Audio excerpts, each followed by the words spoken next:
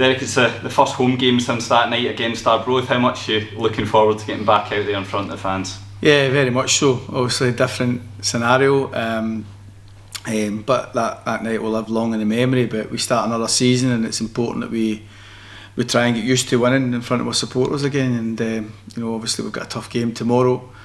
Thistle were a strong championship team last season, and looking at the squad, there's a familiarity about them. I think they'll be exactly that again. So we expect a tough game, but we're looking forward to it nonetheless. It's good to get back to Rugby Park. All our friendlies have been away from home. First game competitive up at Fraserburgh at the weekend there. We got off to a winning start, so we want to be a team who enjoys playing at home as we did at the back end of last season, and hopefully we can continue that. Were there any particular elements of that first game against Fraserburgh that pleased you? Obviously the strikers getting off the mark early would be one. Yeah, I think the quality of Fraser's goal, the response to losing a goal was good as well. The mentality for Kyle to get his goal, Ollie getting his goal. I think these games are never easy. It was a dry pitch, long grass, tight pitch, hot day.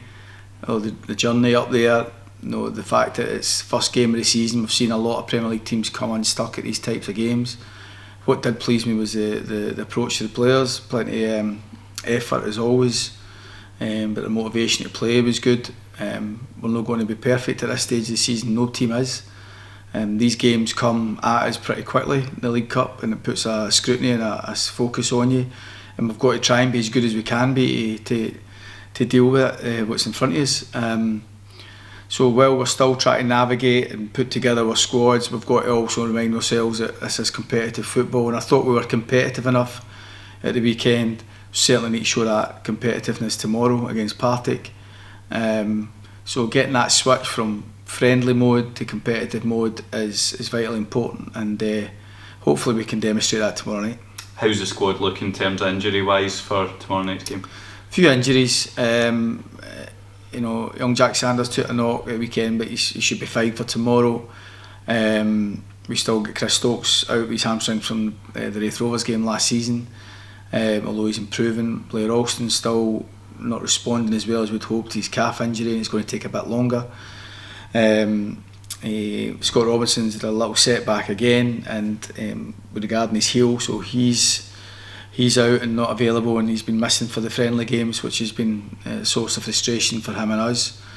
But I think everybody else should be good to go and good to be considered for the game.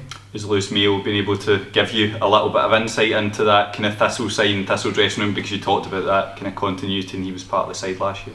Yeah, he got into the team of the year through his performances at Thistle. He was one of many impressive performers for them last season. Just delighted he's in our strip now and working for us. But no, not really. I think we've got a good handle really of Thistle. They've made a few changes, got changes at fullback with players that we're aware of. But centre half and middle to front, they're much the same. I know we try to still bring in a few signings like we all are. But they've got a good level of player, a good level of squad that they'll come here and expect to win the game. We've got to make sure that it's exactly the opposite, and we're good enough to win the game ourselves. In terms of kind of any incomings, is there any kind of progress on that to report this week? Nothing. Ideally we'd like to be able to report maybe a couple of signings soon, but until these things are further down the line or getting close to concluded, we can't really comment on that at the minute. But we are working hard. It can be a thankless task at times. You're in for players, and some players you don't get, and supporters only really hear about the ones you do get. But we're working hard to try and bring what we feel is specific to our needs to try and make us a more rounded squad and a better team for next season. For this season, we feel as if the signings we've made will help what was already in the building. The players have been terrific with their approach to it. Everybody's excited about being part of the Premier League again, but we also want to make sure we want to actually go and really compete and do as well as we can this season, and bringing a few more in will help us with that. one person we have been able to bring back into buildings, Chris Burke. You gave us a little bit of reaction to that yesterday, but just how good is it to see him back in around Rugby Park? Great, it feels right. He came in yesterday, and obviously I'd spoke to Chris throughout the summer.